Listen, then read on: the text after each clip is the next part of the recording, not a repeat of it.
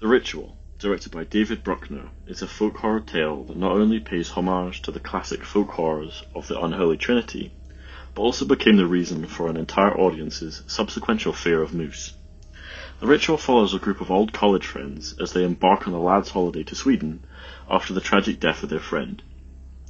After one of the men twists their ankle, they venture into the woods as a shortcut towards their final destination. Consequentially, they then find themselves hunted by a Nordic god who hangs unsuspecting wanderers from branches like fleshy baubles on a horrifyingly morbid Christmas tree. Like it or hate it, The Ritual is a good example of contemporary folk horror. In his book, Folk Horror, Hours Dreadful and Things Strange, Adam Scovell lists 4 key narrative elements that encompass the majority of folk horror films.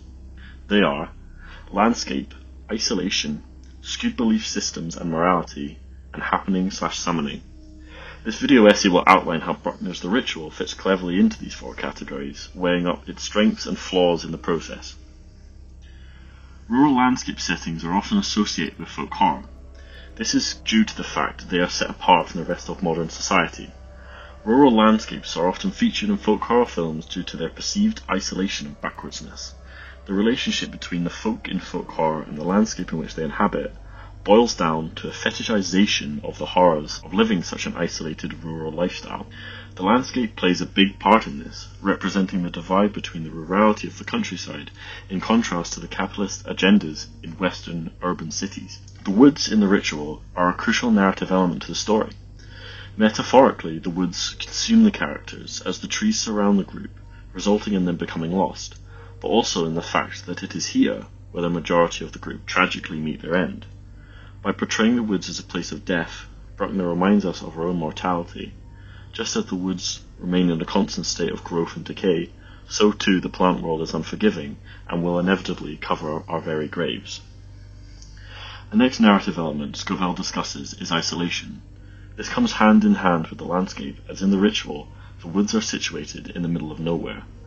This isolation is showcased in the film through lingering shots of the bleak Swedish landscape, portraying its loneliness and stillness. The extreme depth of field in the shots further paints the forest as more two-dimensional than three-dimensional.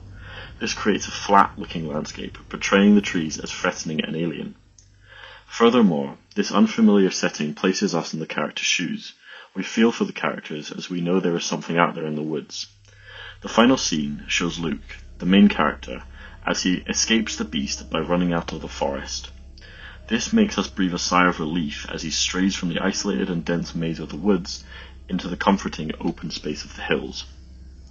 Following on from the theme of isolation, The Ritual features an isolated tribe of Swedish pagans who worship the moose god they call the bastard son of Loki. This links to Scovell's next narrative element, skewed belief systems and morality. Scovell refers to this as the halting of social progress, where religious and/or social beliefs are different from our own.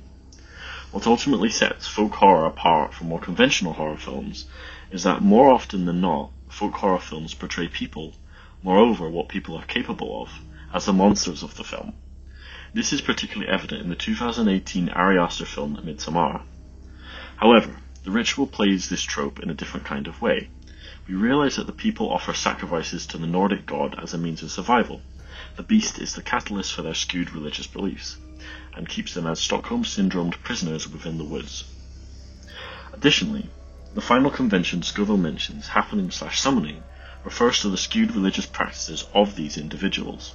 He mentions that rituals that take place in folk horror films often involve death being dragged out in the slowest possible way.